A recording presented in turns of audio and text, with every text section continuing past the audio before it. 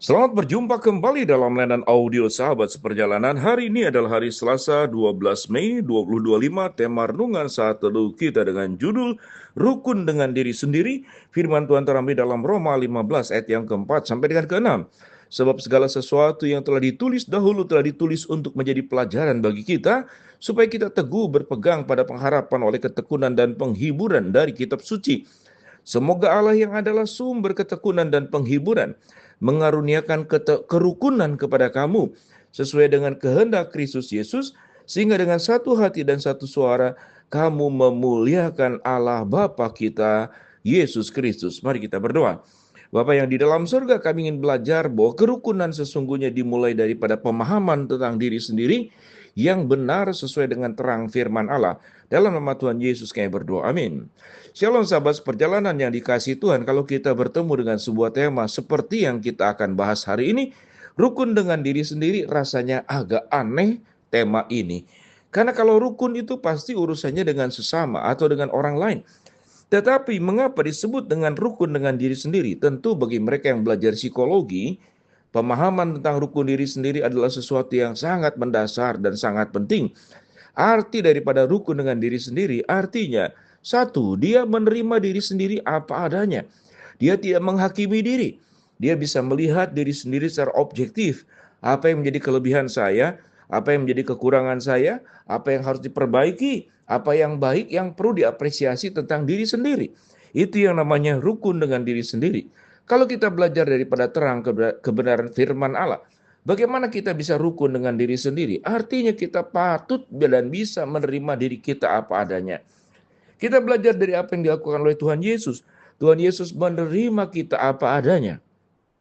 Tetapi yang paling utama dari Kristus adalah niat baik, kehendak baik, untuk menjadi lebih baik, bertobat daripada seluruh perbuatan buruk di masa lalu, dan kemudian apa yang menjadi kekurangan kita atau bayang-bayang masa lalu yang sudah terjadi, yang tidak mungkin diubah, itu adalah sesuatu yang benar-benar harus diterima sebagai sebuah peristiwa yang tidak bisa lagi diubah apa-apa, dijadikan sebagai pelajaran.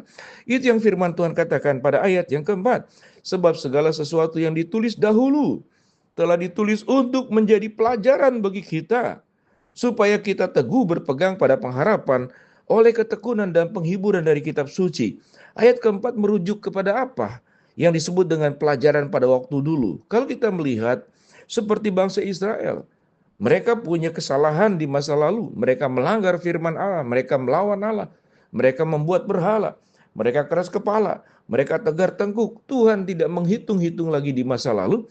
Yang penting ke depannya, bagaimana seseorang mengalami sebuah perubahan. Yesus berkata, di firman Tuhan berkata, aku akan buang dosa-dosamu ke tubir-tubir laut, sejauh timur ke barat, maka demikian juga kita akan diampuni. Sekalipun dosa kita merah seperti kirmizi, akan putih seperti bulu domba. Ini adalah bagian daripada menerima diri sendiri. Jadi rukun dengan diri sendiri artinya bisa melihat diri sendiri secara proporsional, secara benar, secara objektif, sebagaimana Tuhan melihat kita, maka kita pun harus punya cara yang sama di dalam melihat diri sendiri.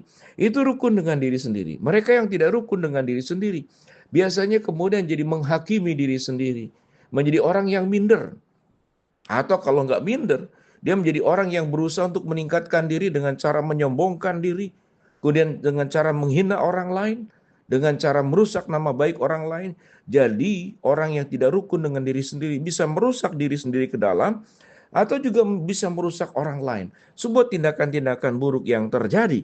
Ayat yang kelima dikatakan, semoga Allah yang adalah sumber ketekunan dan penghiburan mengaruniakan kerukunan kepada kamu sesuai dengan kehendak Kristus, sehingga dengan satu hati dan satu suara kamu memuliakan Allah dan Bapa Tuhan kita Yesus Kristus. Kerukunan yang dimulai daripada pemahaman diri sendiri dengan benar, dengan terang kebenaran firman Allah, akan menolong kita bagaimana kita bisa menilai diri sendiri dengan baik. Jangan menyesali kita terlahir dari keluarga mana. Jangan menyesali kondisi fisik, karena itu sesuatu yang sudah diberikan Allah.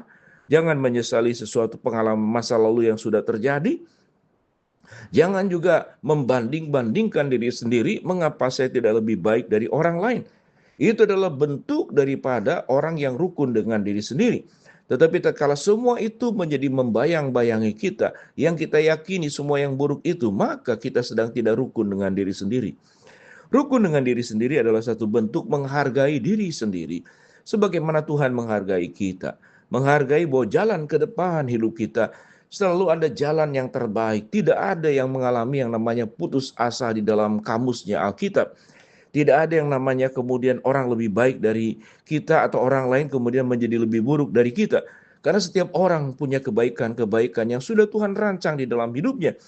Hanya yang menjadi masalah, apakah orang tersebut menggunakan dengan baik semua kesempatan yang ada, semua potensi yang Tuhan berikan, semua karunia yang Tuhan berikan yang tiap orang bisa berbeda satu dengan yang lain.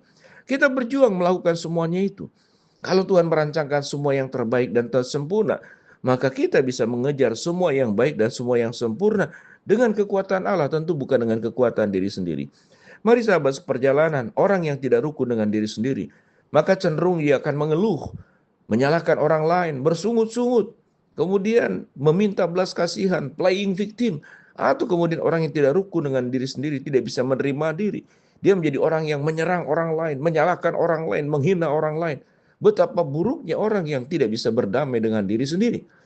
Kalau Allah di dalam Kristus adalah pribadi yang mendamaikan kita, orang berdosa dengan Allah, menyucikan kita, membuang seluruh dosa-dosa kita.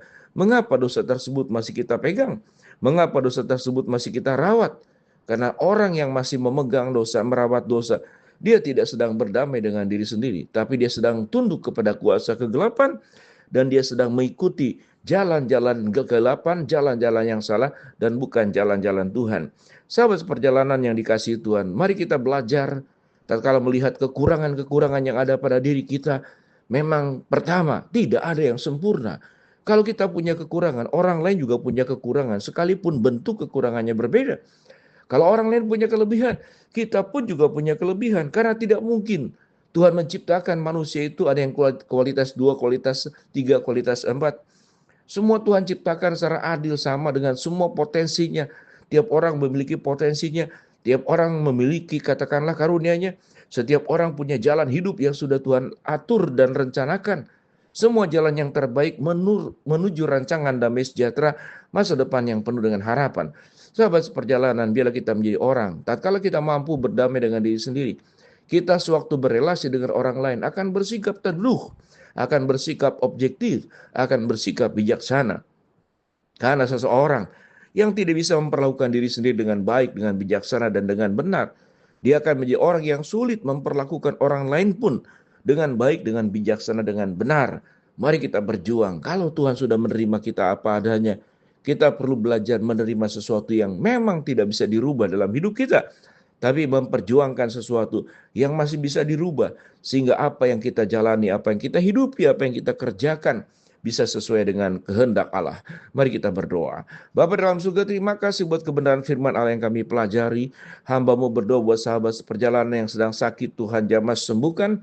Sahabat seperjalanan yang sedang menghadapi masalah, Tuhan bukakan jalan. Sahabat seperjalanan yang sedang berdoa mengharapkan sesuatu, Tuhan kabulkan dengan cara dan waktu Tuhan yang terbaik. Ajar kami Tuhan lewat renungan hari ini. Kita menjadi orang yang mampu berdamai dengan diri sendiri, karena Kristus sudah mendamaikan kami orang berdosa dengan Allah yang kudus. Dalam nama Tuhan Yesus kami berdoa. Amin.